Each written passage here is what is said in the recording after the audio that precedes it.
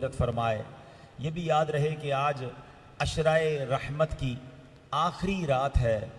ابھی کچھ دنوں پرانی بات ہے کہ ہم ذکر کر رہے تھے کہ رمضان آنے والا ہے، رمضان آئے گا تو ہم اتنی عبادت کریں گے، کچھ پلانز کیے تھے۔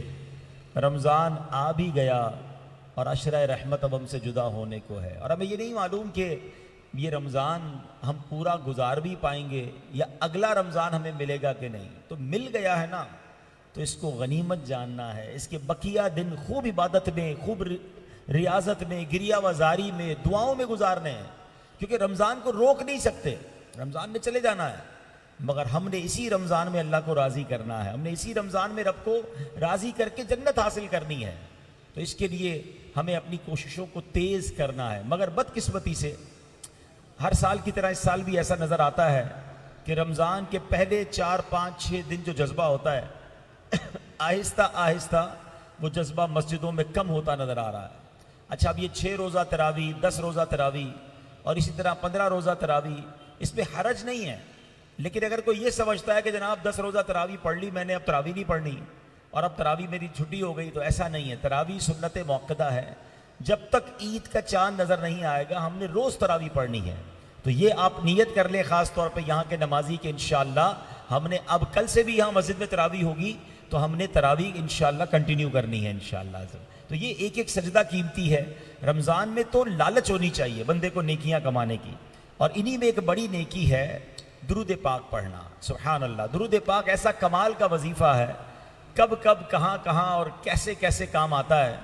ایک بڑا ایمان افروز واقعہ جس میں ہم سب کے لیے بہت سارا درس بھی ہے، اور وہ واقعہ مفتی امین صاحب رحمۃ اللہ تعالی علیہ نے اپنی بڑی پیاری کتاب آب کوثر، درود پاک کے فضائل پر شہرۂ آفاق کتاب ہے، اس میں یہ واقعہ انہوں نے لکھا کہ ایک شخص تھا، بڑا نیک تھا، پرہیزگار تھا، مگر غریب بھی تھا۔ ایک دن گھر پہنچا تو بچے رو رہے تھے، تو پوچھا کیوں رو رہے ہیں؟ تو بیوی نے بتایا کہ آج کھانے کو کچھ نہیں ہے، فاقہ ہے، بچے اس لیے رو رہے ہیں کہ صبح سے کچھ کھایا نہیں۔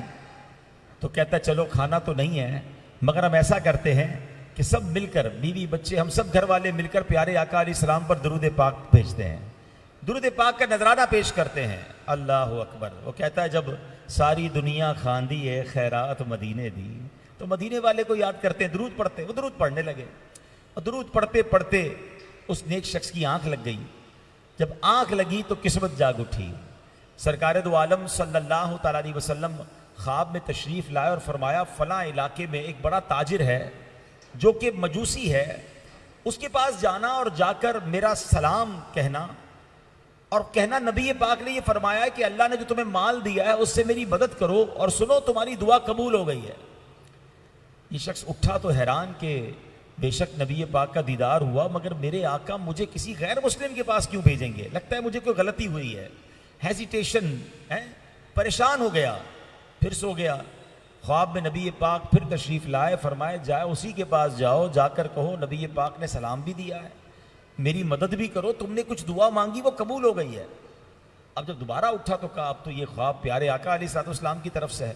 ڈھونڈتا ڈھونڈتا اس بزنس مین کو پہنچا، بہت بڑا مالدار اربوں پتی شخص تھا، بہت سارے لوگ اس کے مکان میں ویسے بھی موجود تھے، بزنس ڈیل چل رہی تھی۔ تو کہا میں آپ کے لیے ایک پیغام لایا ہوں۔ کہا کس کا پیغام لائے ہو؟ کہا میں مسلمان ہوں اور ہمارے نبی علیہ السلام کا آپ کے لیے پیغام لایا ہوں۔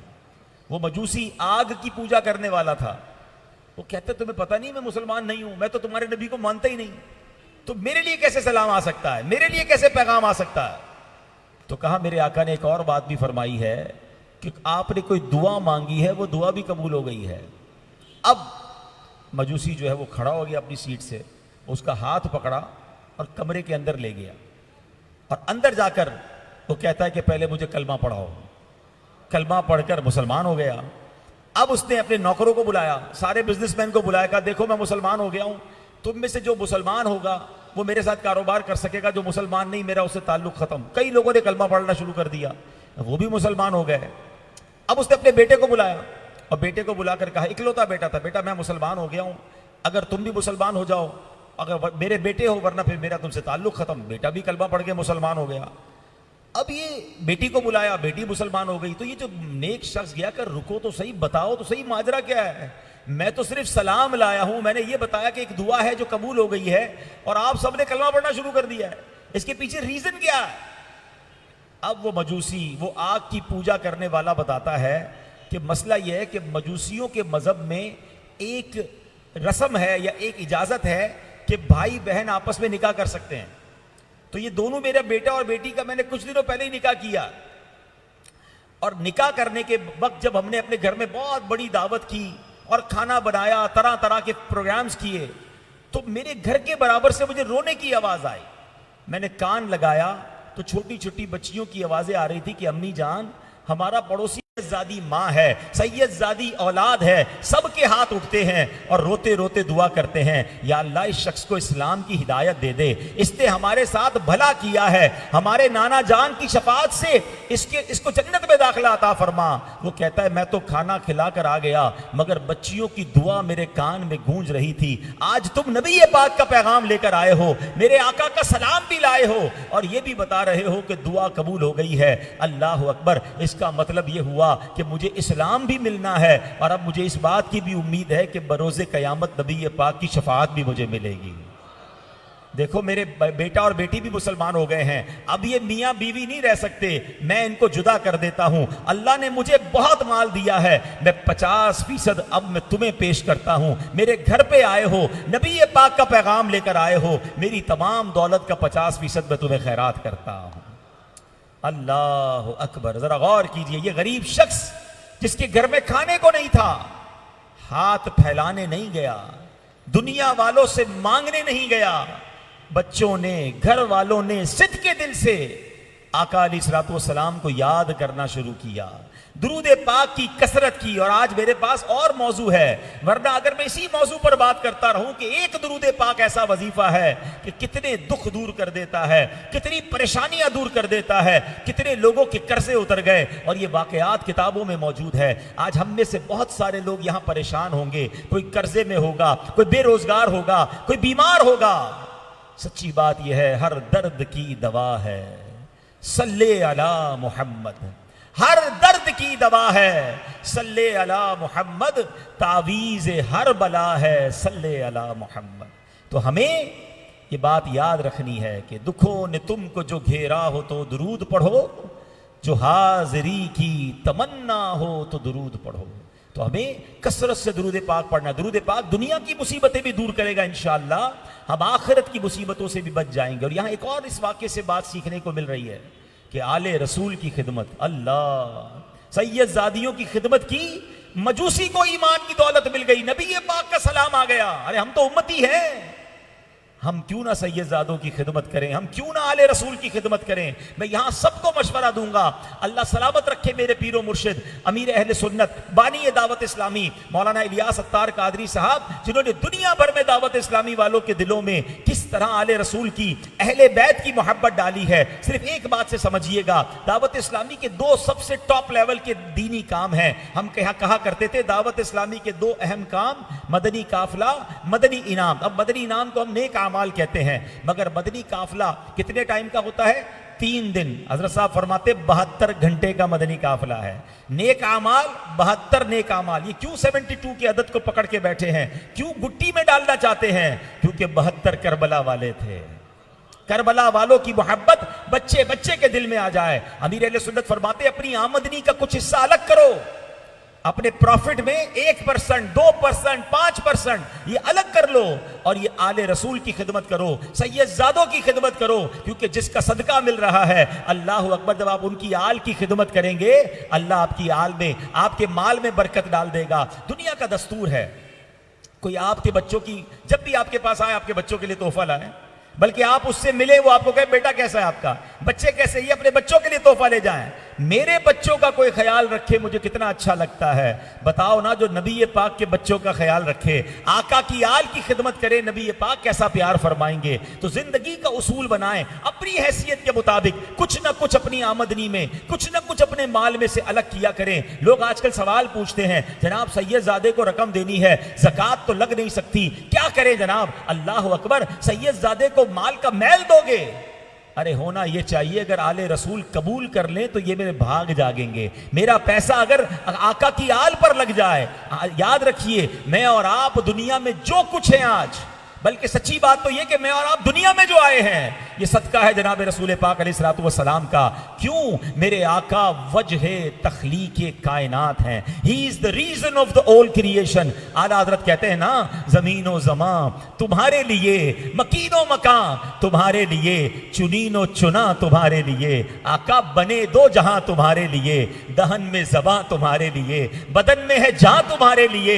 ہم آئے یہاں تمہارے لیے, اٹھے بھی وہاں تمہارے لیے. ارے جن کے لیے آئے ہیں, اور ہمیں صدقہ کیسے مل رہا ہے؟ یقیناً ہم نعتوں میں تو شعر سنتے ہیں کہ کھاتے ہیں تیرے در کا, پیتے ہیں تیرے در کا. کچھ لوگوں کو کنفیوژن ہو جاتی ہے کیونکہ حدیثیں پڑھی نہیں ہیں. بخاری شریف کی حدیث سناتا ہوں. اللہ کے نبی علیہ الصلوۃ والسلام فرماتے ہیں انما انا قاسم واللہ یعطی. آقا فرماتے بے شک اللہ عطا فرماتا ہے, میں تقسیم کرتا ہوں. ارے ساری دنیا خاندی ہے, خیرات مدینے دی. ارے آقا کا صدقہ ہمیں مل رہا ہے, وہی تو تقسیم کرنے والے ہیں. تو جب ان کے در سے ملا ہے تو ان کی آل پر خرچ کرنا یہ تو سعادت کی بات ہے. اور مل جائے گا اور عطا کیا جائے گا. تو اس واقعے سے درود پاک کی فضیلت بھی اور آل رسول کی خدمت کا جذبہ بھی اللہ مجھے اور آپ کو اس کا شوق نصیب فرمائے. اس ماہ رمضان میں بہت سارے غریبوں کو زکوٰۃ مل جاتی ہے, مگر سید صاحبان بیچارے پریشان رہتے ہیں. تلاش کیجئے,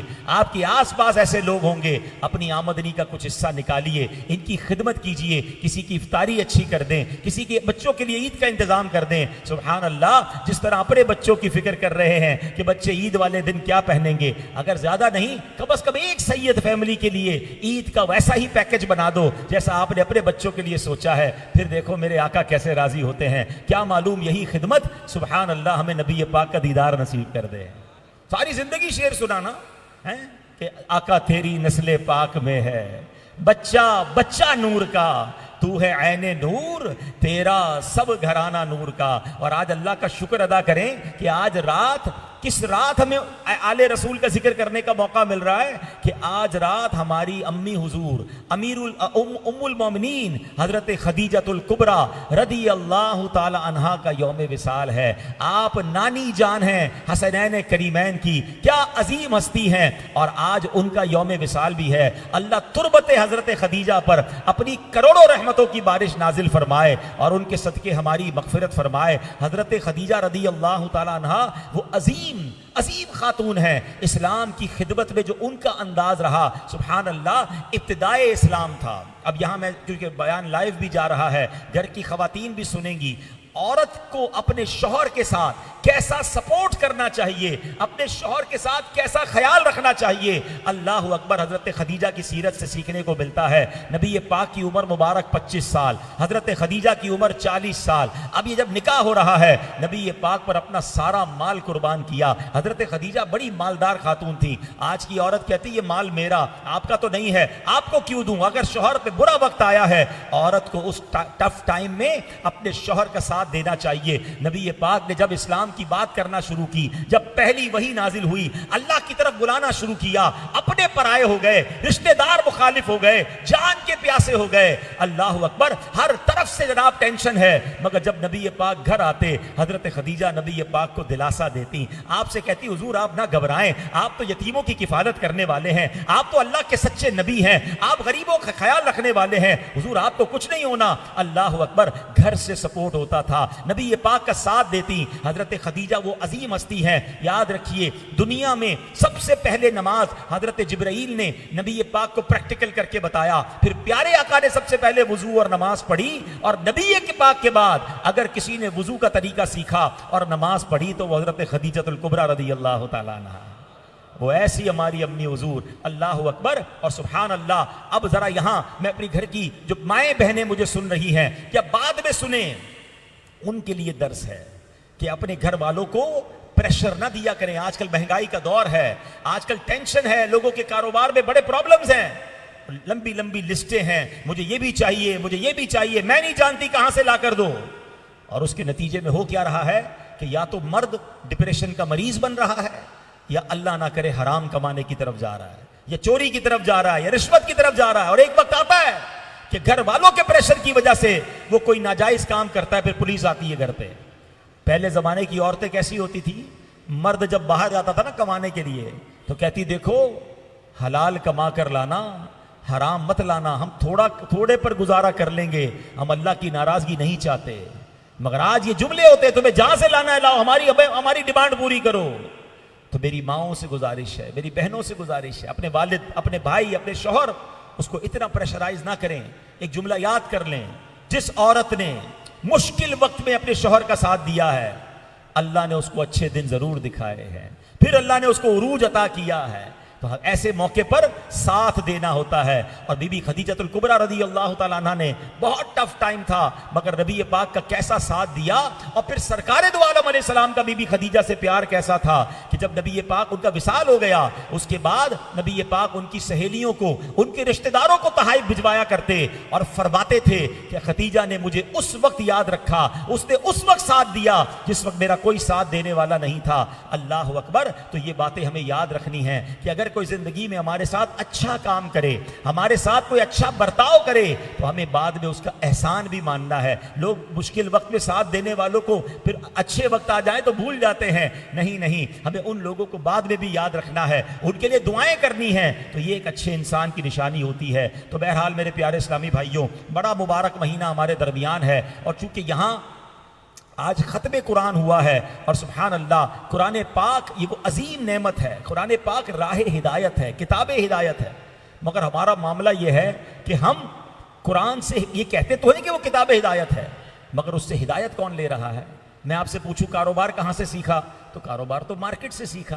اچھا جناب آپ نے عدالت کے اصول کہاں سے سیکھے؟ وہ تو غیر مسلموں کی کتابوں سے ہم لیتے ہیں۔ اچھا معاشرتی اصول کدھر سے سیکھنے ہیں؟ وہ فلاں ملک کی اکانومی بڑی اچھی ہے اس سے سیکھنا ہے۔ ہدایت جو ہے قرآن کو کہتے ہیں، مگر ہدایت لینے کے لیے قرآن سے کوئی تیار نہیں، کیونکہ قرآن پڑھتے نہیں ہیں، قرآن انڈرسٹینڈ کرتے نہیں ہیں۔ یہ تو ایسے ہی ہے کہ کسی بندے کی تجوری میں کروڑوں روپے پڑے ہوئے ہوں، سونے چاندی کے زیورات ہوں، اور وہ دوسروں سے بھیک مانگتا پھرے، تو لوگ کیا کہیں گے کتنے عجیب آدمی ہو بھائی، اتنا سارا مال پڑا ہے وہ خرچ کرو نا۔ تو قرآن ہمارے پاس ہے مگر ہم دوسروں سے رہنمائی مانگ رہے ہیں۔ کاش ہم قرآن سے گائیڈ لائن لینا شروع کر دیں، پھر دیکھیں ہم کتنی ترقی کرتے ہیں۔ چونکہ وقت تھوڑا ہے آج الحمدللہ، چونکہ ختم قرآن کراچی میں کئی جگہوں پر ہو رہے ہیں، تو مجھے آج 3 بیانات میں جانا ہے۔ تو پہلا بیان یہ ہے، تو میں 1-2 آیتیں قرآن کی۔ اللہ اکبر۔ قرآن یقین کریں، محبت کر لیں، آپ قرآن سے دوستی کر لیں، قرآن ایسی گائیڈ لائن ہے، اور جب قرآن سے کوئی بات ڈائریکٹلی سمجھ آتی ہے نا تو دل جھوم اٹھتا ہے۔ پہلے تو قرآن کی اہمیت کو اس بات سے سمجھیے کہ آپ کو جس سے پیار ہوتا ہے، بتاؤ اس سے باتیں کرنے کو جی چاہتا ہے نا، بندہ کہتا ہے یا تو میں اس سے باتیں کرتا رہوں یا اس کی باتیں سنتا رہوں، جس سے پیار ہے نا اس کی باتوں سے جی نہیں بھرتا۔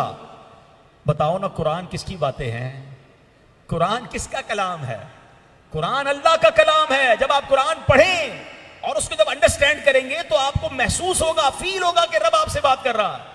ارے اس سے بڑی کیا بات ہوگی؟ پھر جی کب چاہے گا قرآن کو کلوز کرنے کا، بند کرنے کا؟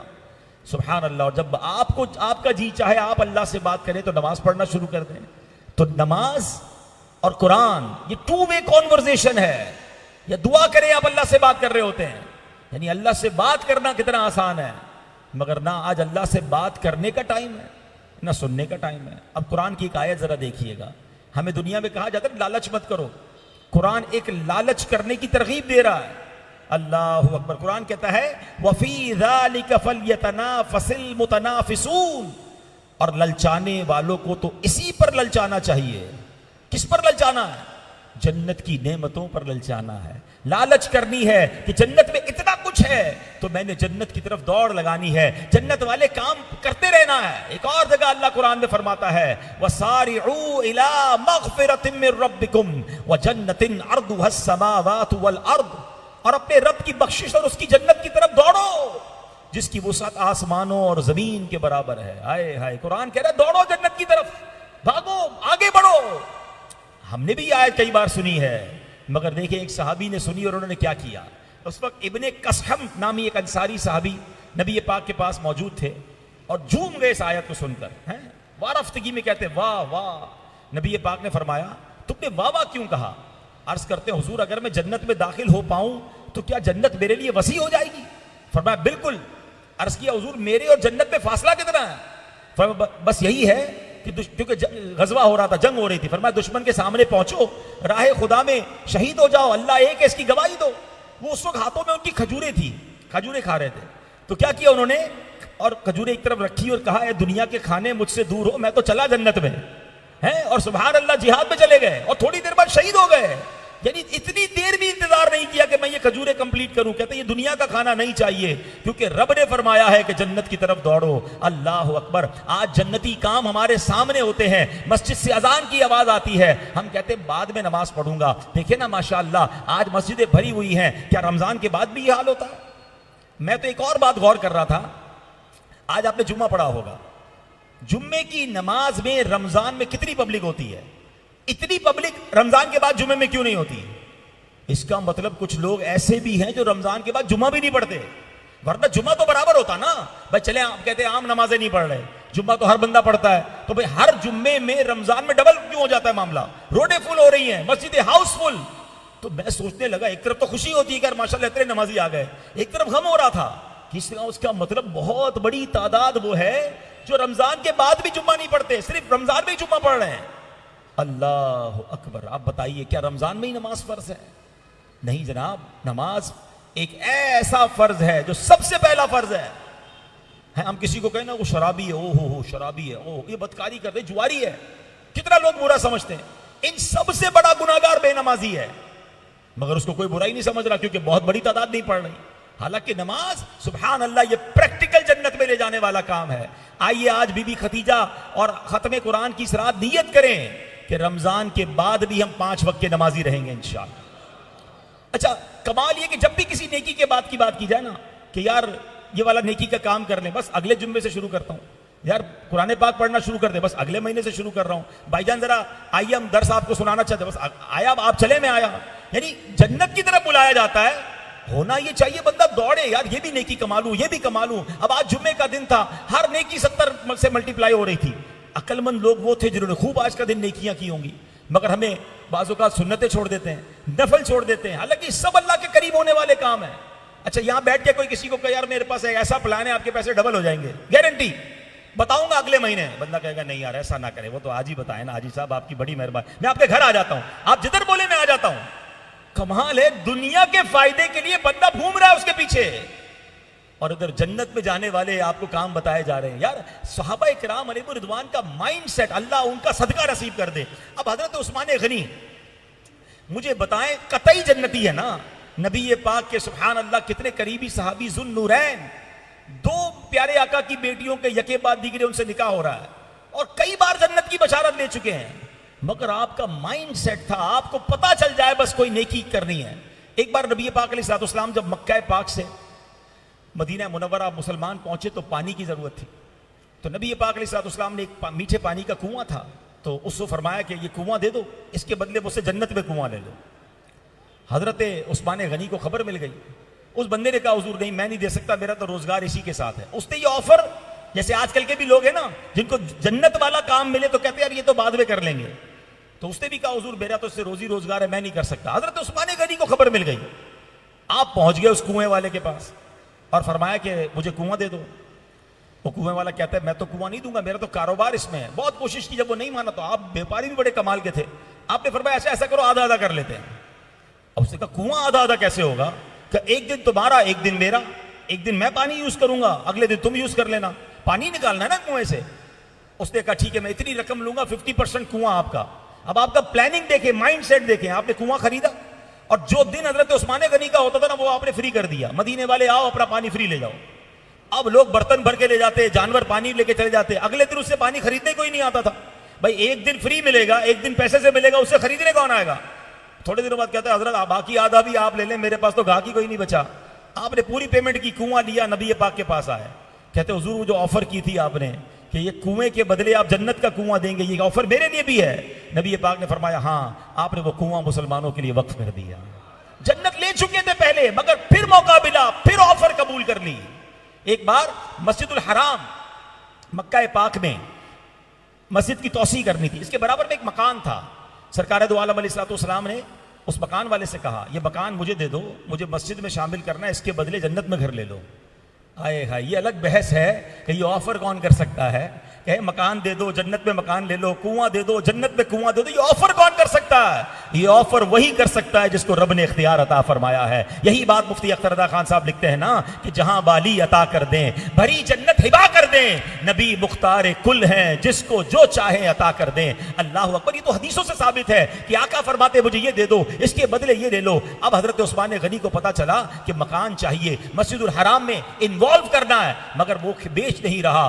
آپ اس کے پاس گئے، اس نے کہا میں نے مکان نہیں بیچنا، آپ ہمت نہیں آ رہے۔ آپ کو کبھی کبھی ایسا لگتا ہوگا ہمارے گھر کے برابر میں کوئی پلاٹ ہو، ہم کوشش کرتے رہتے ہیں یار یہ مجھے مل جائے، کسی طرح مل جائے، کوشش جاری رکھتے ہیں، دیکھو کسی کو بیچنا نہیں، مجھے ہی دینا۔ حضرت عثمان غنی اس کے پیچھے لگے رہے، آخر کار اس سے بڑی قیمت میں خریدا۔ اچھا خرید تو لیا، پھر جاتے نبی پاک کے پاس، کہتے حضور ایک بات بتائیں، آپ نے جو برابر والے مکان والے کو آفر دی تھی کہ مجھ سے مکان دے دو، مسجد الحرام میں شامل کرنا ہے، اس کے بدلے جنت میں گھر یا جنت میں پلاٹ عطا فرمائیں گے، کیا یہ آفر میرے لیے بھی ہے؟ آقا فرماتے ہیں کیا، وہ کہتے حضور مکان کا مالک میں بن گیا ہوں، کیا میرے لیے بھی آفر ہے؟ نبی پاک نے فرمایا عثمان تمہارے لیے بھی ہے۔ آپ نے وہ مکان مسجد الحرام میں شامل کر دیا۔ آج مکے میں طواف کرتے ہیں نا، سعی کرتے ہیں، اس میں حضرت عثمان غنی کا وہ پلاٹ بھی شامل ہے۔ اللہ اکبر، انویسٹمنٹ دیکھو کیسی کی حضرت عثمان غنی نے۔ آکاش کی میرا اور آپ کا ذہن بن جائے، آج یہ ذہن بنا ہوا ہے، ہمیں کوئی آ کر بتائے نا یہ نئی بلڈنگ بن رہی ہے، اس میں بکنگ کروا لو، پیسے بڑھ جائیں گے، فوراً جا کے بکنگ کروائیں گے۔ ہم نے یہاں بہت سارے لوگوں کو دیکھا ہے، کام کپڑے کا ہے، تھوڑے دنوں بعد کنسٹرکشن کا کام کر رہا ہوتا ہے۔ بھائی آپ کا کام تو کپڑے کا تھا، بس یار دو پیسے ادھر بھی بچ جاتے ہیں، ارے تھوڑے دنوں بعد پتہ چلا اسٹاک ایکسچینج میں بھی پیسے لگائے ہوئے، ادھر کدھر چلے گئے؟ آج کل بڑی تیزی تھی، ادھر چلے گئے۔ آخر میں دیکھا تو سارے لوگوں نے سونے چاندی میں پیسے لگائے ہوئے ہیں۔ ارے بھائی آپ کا تو جناب اناج کا کام تھا، یہ سونے میں کہاں سے گھس گئے؟ ارے بھائی دو پیسے کا فائدہ تھا۔ کمال یہ ہے جدھر سے فائدے کی آفر ملتی ہے، جدھر کوئی ٹپ ملتی ہے ادھر پہنچ جاتے ہیں۔ ہمیں یہ نیکیوں کا شوق کیوں نہیں ہوتا کہ جب پتا چلے کہ دعوت اسلامی والے مسجد بنا رہے ہیں، ارے کہیں مدرسہ بن رہا ہے، کہیں عالم بن جائیں گے، ایک ایسی فیکٹری لگ رہی ہے جس سے دنیا کا مال ملے، ہم اس فیکٹری کا شیئر لینا چاہتے ہیں۔ قربان جاؤ دعوت اسلامی پر جو دنیا بھر میں ثواب کی فیکٹریاں لگا رہی ہے، کیوں تھوڑا سا شیئر نہیں لے لیتے کہ اس میں حصہ ملائیں گے، ہمیں قیامت تک نیکی آتی رہیں گی۔ دنیا کی فیکٹری، دنیا کی دکان آپ بناؤ گے، آپ کو چلانی پڑے گی۔ دعوت اسلامی کا کمال یہ ہے، ان کو جناب مسجد مدرسہ بنا کے دے دو، اب یہ دعوت اسلامی والے قیامت تک چلاتے رہیں گے۔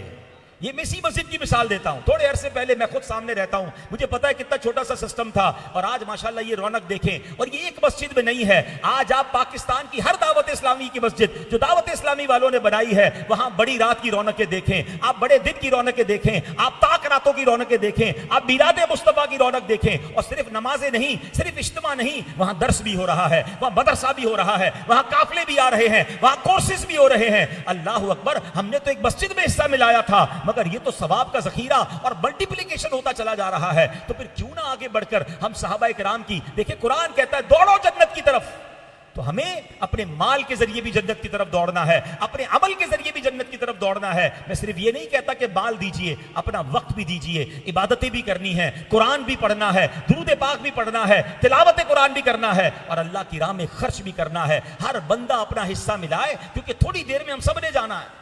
ہاں یہ یاد رکھیے، ہمیں نہیں پتا کتنی دیر باقی ہے۔ پچھلے رمضان میں کئی لوگ ہمارے ساتھ تھے جو اب نہیں ہیں، اگلے سال یہاں پھر ختم قرآن ہوگا، ہمیں نہیں پتا ہم میں سے کون ہوگا یا نہیں ہوگا، ہمیں قبر میں تھوڑے دنوں میں جانا ہے، تو تیاری کیوں نہیں کر لیتے؟ قرآن کہہ رہا ہے دوڑو اللہ کی جنت کی طرف، تو آؤ نہ مل کر رمضان کے مہینے میں یہ دوڑ لگاتے ہیں اور خوب عبادت کریں، تلاوت کریں، دعائیں کریں اور صدقہ و خیرات بھی کریں۔ تو اے میرے پیارے اسلامی بھائیوں، قرآن کا یہ پیغام آج لبیک کہیے اور اپنی زندگی اس طرح گزاریں کہ میں نے جنت کی تیاری میں زندگی گزارنی ہے، اور اس کے لیے بہترین طریقہ یہ ہے کہ دعوت اسلامی کے ماحول سے وابستہ ہو جائیں۔ جب دعوت اسلامی والوں کے آپ قریب ہوتے ہیں، آپ کو علم دین سیکھنے کو ملتا ہے، آپ قافلوں میں سفر کرتے ہیں، عبادت کا جذبہ ملتا ہے۔ ابھی آخری عشرے کا اعتکاف انشاءاللہ دنیا بھر میں ہزاروں مقامات پر، اور یہ اعتکاف بھی ایک پریکٹیکل اعتکاف ہوگا، تو اس میں شامل ہو جائیں۔ سبحان اللہ، تھوڑی دیر کے لیے جائیں تو صحیح، یہاں سے 1 کلومیٹر دور ہے فیضان مدینہ، آپ جا کر دیکھیں تو صحیح۔ دنیا میں رونق آپ کو کہیں حرمین طیبین کے بعد نہیں ملے گی کہ جہاں 5000 کے قریب لوگ اس وقت موجود ہیں، اور پورے پاکستان بلکہ دنیا کے کئی ملکوں سے 1 مہینہ کا اعتکاف کرنے کرنے کے لیے آئے ہیں وہ کیوں آئے ہیں اس مسجد میں؟ کیا ہم لگژری کھانے کھلاتے ہیں؟ کیا ان کو نرم بستروں پر سلاتے ہیں؟ ارے بیچارے فرش پر سو رہے ہیں، سادے کھانے کھا رہے ہیں، مگر اس لیے آئے ہیں کہ جنت کی طرف دوڑ لگانی ہے، اس لیے آئے ہیں کہ علم دین سیکھنا ہے، اللہ کے ولی کی صحبت حاصل کرنی ہے۔ تو اے کراچی والو، ہمارے پاس تو نعمت ہے، ہم کم از کم افطار میں پہنچ جایا کریں تاکہ ان رکعت انگیز دعاؤں میں شامل ہوں، کبھی رات کو پہنچ جائیں جہاں مدنی مذاکرے کی برکتیں لوٹیں۔ تو میں گزارش کروں گا کہ رمضان کی راتوں میں فیضان مدینہ بھی ضرور جایا کریں۔ اور آخری عرض جو میں نے بیان کے دوران تو کر ہی دی کہ اپنے عطیات میں، اپنی زکوٰۃ میں، اپنے ڈونیشن میں اپنی دعوت اسلامی کا ساتھ دیں۔ اور اس بار فطرے کی اگر بات کریں تو رمضان کے آخر میں عید سے پہلے فطرہ دینا ہوتا ہے، اس پہ بھی ماشاءاللہ حدیث پاک کے ذریعے یہ رہنمائی ملتی ہے کہ فطرہ 4 قسم کا ہے، گندم کا، جو کا، کشمش کا اور کھجور کا، اور اجوا کھجور کا بھی فطرہ ہے۔ تو دیکھیں نا، ہم میں سے بہت سارے ایسے جو روزانہ افطار میں اجوا کھجور کھا رہے ہیں، روزانہ بہترین افطار کر رہے ہیں، بہترین کھانے کھا رہے ہیں، مگر عید والے دن کیا کرتے ہیں؟ جا کے سب سے سستا والا فطرہ لے لیتے ہیں۔ خود سوچیں یہ ٹھیک کرتا ہوں میں؟ کیا عید کے کپڑے ایسے ہی خریدیں گے کہ عید کی کپڑے کی دکان پہ جائیں، یار سب سے سستا والا سوٹ دے دو، سب سے سستے والے چپل دے دو، بچوں کے لیے سب سے سستی والی ٹوپی دے دو؟ نہیں یار، ذرا برانڈ والی چیز چاہیے، جس کے پاس مال ہے۔ میں غریب کی بات نہیں کر رہا، تو جس کو اللہ نے نوازا ہے نا، تو اپنی حیثیت کے مطابق فطرہ دے، کیونکہ یہ فطرہ بھی شکرانے کا ایک انداز ہے کہ مولا تو نے کروڑوں سے اچھا بنایا تو میں بھی تیری راہ میں اچھا خرچ کروں گا۔ اور ایک بات ہمیشہ یاد رکھیں، اچھا دو گے تو اچھا ملے گا۔ اللہ کی راہ میں جس خوش دلی کے ساتھ آپ خرچ کرتے ہو اسی طرح وہ ملٹیپلائی ہو کر ملتا ہے۔ اللہ ہمیں اپنی راہ میں دل کھول کر خرچ کرنے کی توفیق عطا فرمائے، اور ماہ رمضان میں ایسی نیکیوں کی عادت ڈال دے ہماری کہ بس ہر وقت جنت میں جانے کا خیال ہو۔ آج میں بیان لے کر آیا تھا کہ آپ کو جنت کی نعمتیں سناتا۔ اللہ اکبر، جنت میں جو رب نے نعمتیں تیار کر رکھی ہیں، ہم سنیں تو جھومتا چلا جائے کہ کب آئے گا وہ دن کہ میں جنت میں داخل ہوں گا۔ اور ساری نعمتیں ایک طرف، سب سے بڑی نعمت یہ ہے کہ جنت میں اللہ کا دیدار کرایا جائے گا، جنت میں نبی پاک کا دیدار ہوگا۔ سوچو تو صحیح، جنت میں کون کون ہوگا؟ ہاں، حسنین کریمین ہوں گے، پنجتن پاک ہوں گے، اللہ اکبر، غوث پاک ہوں گے، جس جس سے پیار ہے وہ سارے جنت میں ہوں گے۔ تو پھر جنت کے لطف کیسے ہوں گے؟ ہم میں سے کئیوں کے ماں باپ چلے گئے، ہم تو انتظار میں ہیں کہ انشاءاللہ جنت میں اپنے ماں باپ سے ملیں گے، اپنے بزرگوں سے ملیں گے انشاءاللہ۔ تو کام کرو نا ایسے کہ جنت میں اللہ ان سے ملنا نصیب فرمائے۔ اللہ کرے کہ میں بھی اور آپ بھی بلا حساب جنت میں داخل ہو جائیں۔ صلو علی الحبیب۔ ماشاءاللہ ابھی بات ہو رہی تھی، دعوت اسلامی ثواب کی فیکٹریاں لگاتی ہے، سبحان اللہ۔ آج نام ہی، آج رات بھی بی بی خدیجۃ الکبریٰ کی ہے، اور مسجد کا نام سنیں، جامع مسجد فیضان خدیجۃ الکبریٰ۔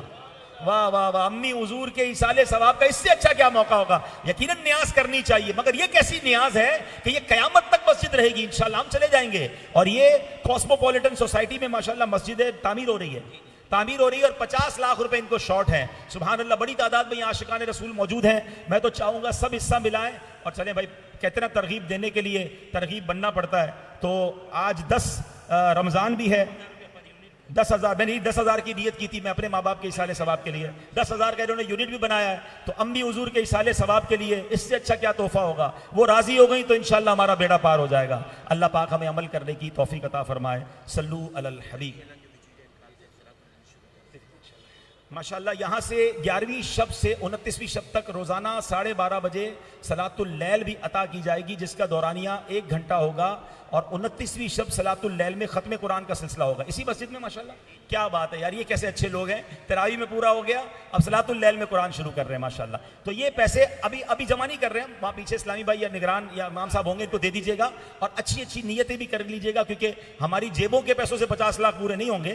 ہم ذرا اکاؤنٹ نمبر لے کر گھر والے پیسے بھی لائیں گے نا تو جلدی ہو جائیں گے انشاءاللہ۔ صلو علی الحبیب۔ اب دعا وغیرہ انشاءاللہ ہوگی، مجھے 2 بیانات ہیں، پھر آپ کنٹینیو کریں گے انشاءاللہ۔ صلو علی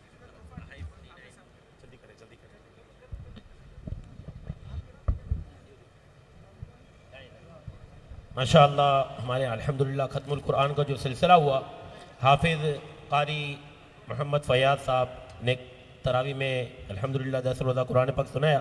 جن اسلامی بھائی کے نام لے رہا ہوں، آج سب کو آگے جانا ہے بیان کے لیے، سب نے فرمایا جلدی جلدی تشریف لے آئیں۔ حافظ قاری فیاض صاحب، حافظ غلام عباس صاحب، جی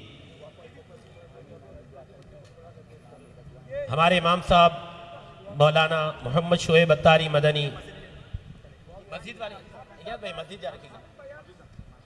اچھا، یہ کوسمو کی مسجد کے لیے باہر کی طرف الحمدللہ بستہ لگا ہوا ہے، دوبارہ اس کا اعلان ہوگا، ابھی تشریف رکھے، مسجد کے حوالے سے ابھی رقم نہ دے، کچھ دیر تشریف رکھے۔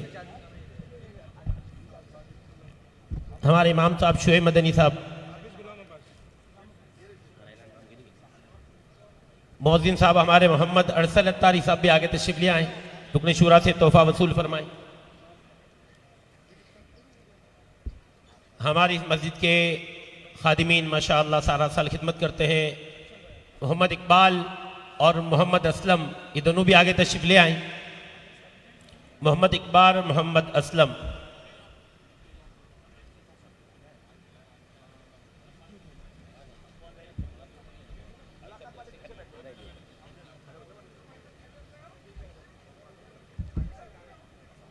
ماشاءاللہ ماشاءاللہ سبحان اللہ۔